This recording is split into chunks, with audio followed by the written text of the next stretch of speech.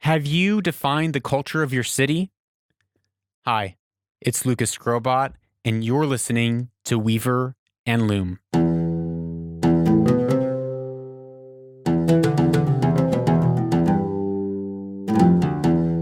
Last time on Weaver and Loom, we discussed how bridges really is another metaphor of saying don't have boundaries and just be loosey-goosey, go with the wind.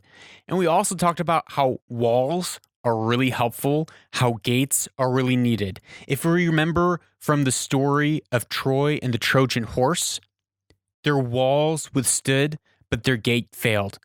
They let in willfully, brought in something that destroyed them because they did not withhold. It's really because of their pride.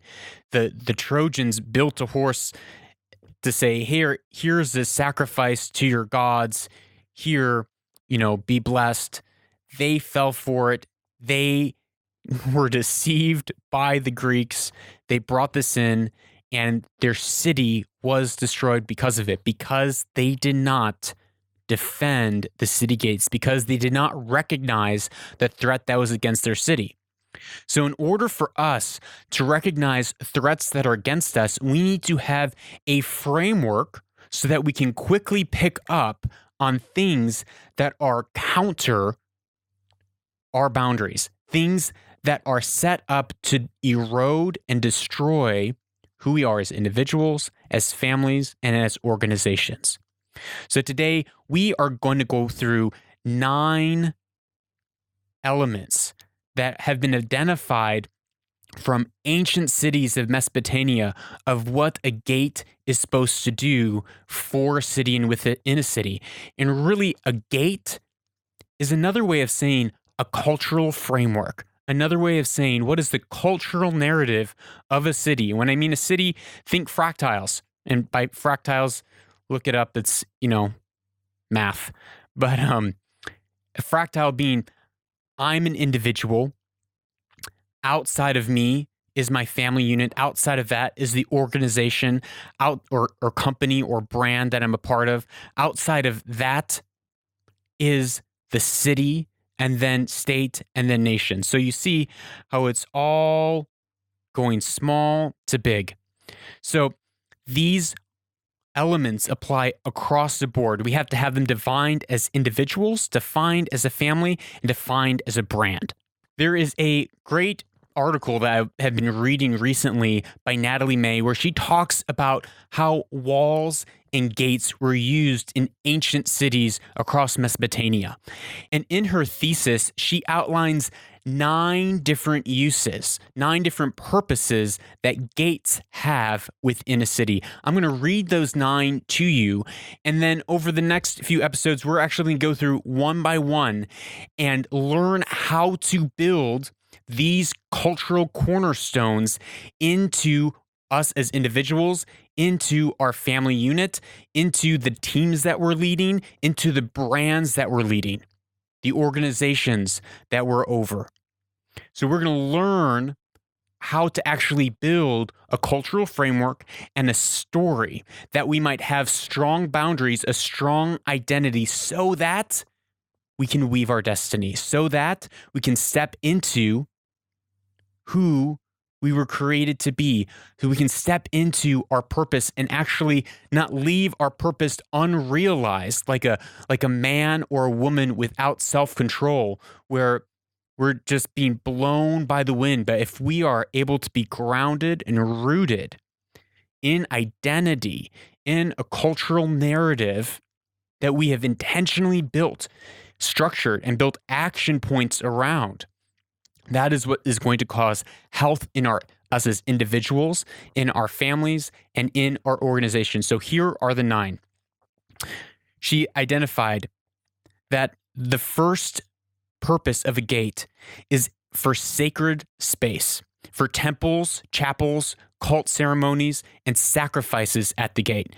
This represents the religious sphere. This represents the philosophical ideologies that we carry. Now, whether you're agnostic or atheist or Muslim or Hindu or secular humanist, we all carry these religious or philosophical affiliations. So it doesn't matter where you land, we all have them. Even if you say, I'm not a religious person, we actually all have certain philosophies, principles, a viewpoint of where we believe the world has come from and where the world is going and where we are in the world. The second thing, gates are a place for the installments of royal monuments. Now, this one is huge.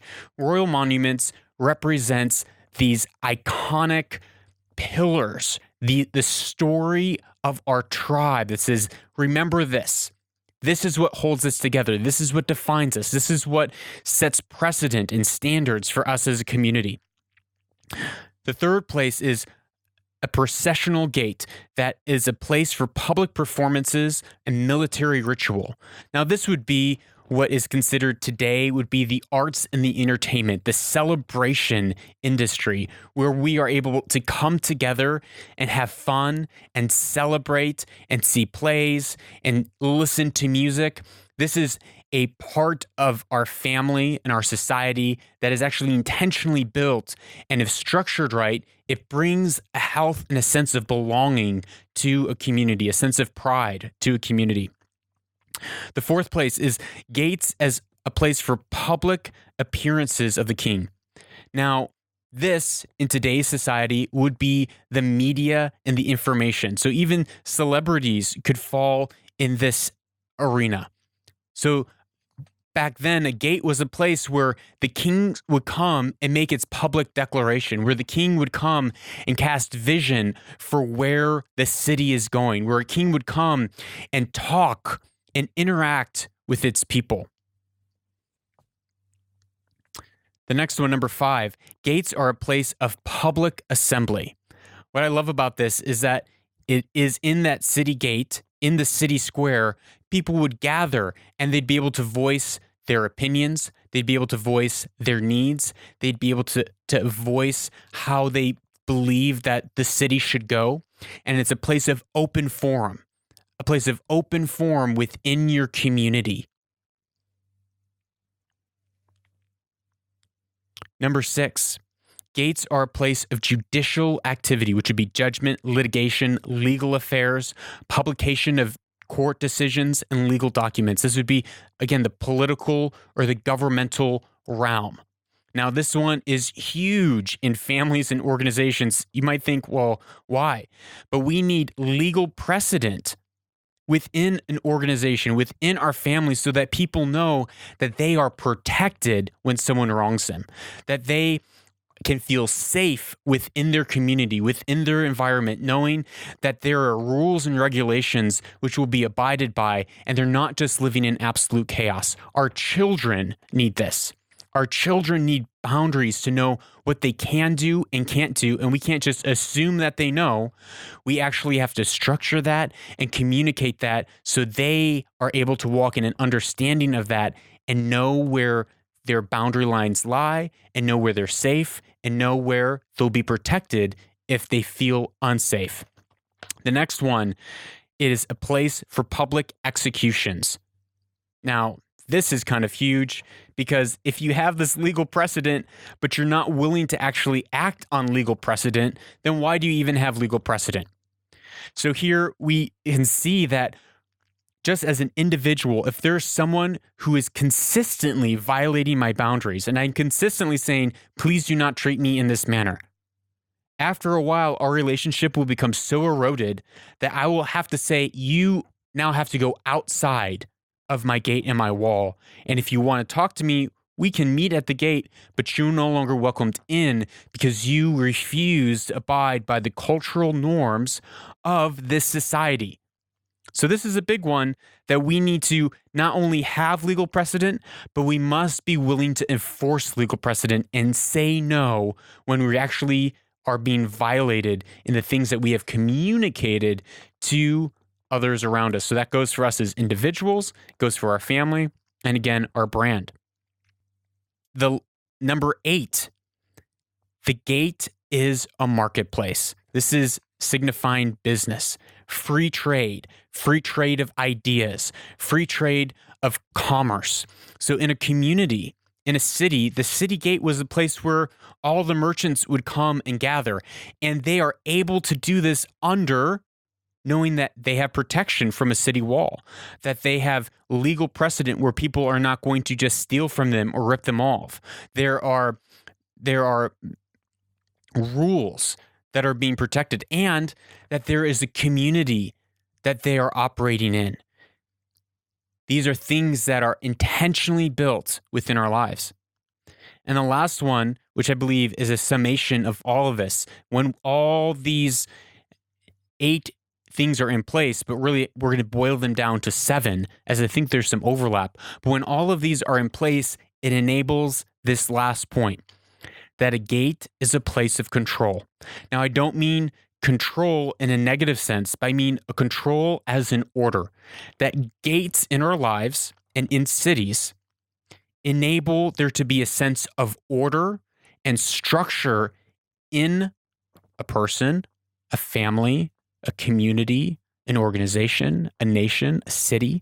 And that place of order brings a sense of peace. And this is, I don't want to use the word massive, but it is like everything. If we live in a world that is chaotic, without boundaries, without gates, not knowing which way someone is going to possibly come in, we are going to live in a neurotic state and will not be able to grow in who we are. It wouldn't matter if we knew who we are, but we have no boundaries and people can just cheat us and have our way with us and there's no legal precedent.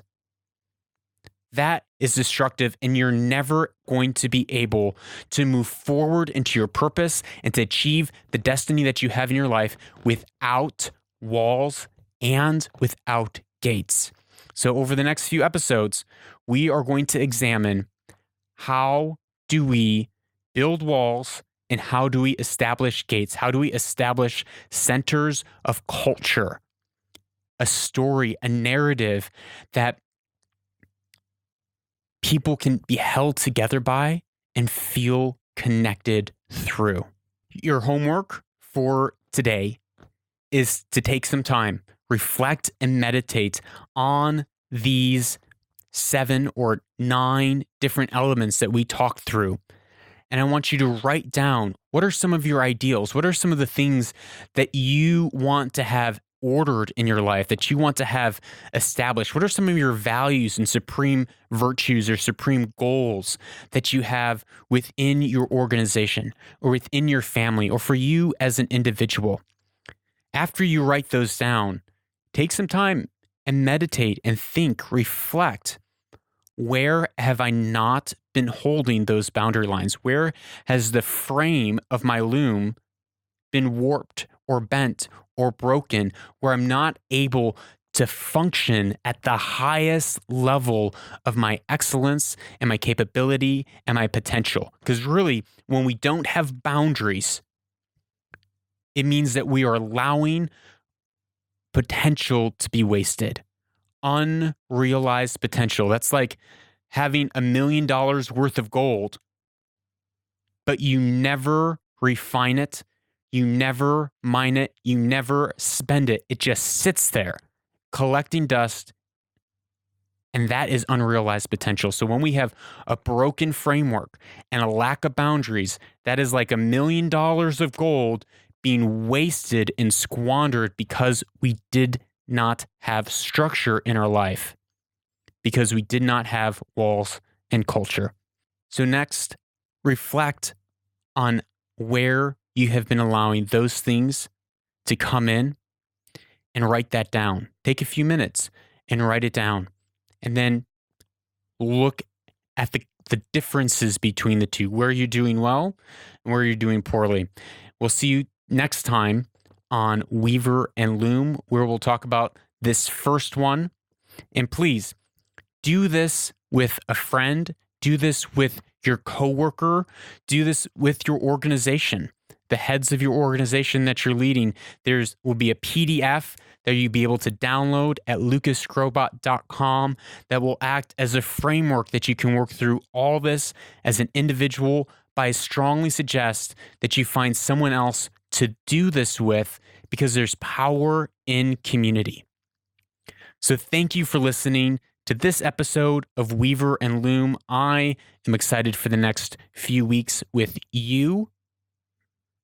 Please shoot me an email, DM me with any questions. You can contact me through my website, Lucas Skrobot, Lucas, LucasSkrobot.com. Click the appropriate button. Thank you for listening to Weaver and Loom, where destiny is woven.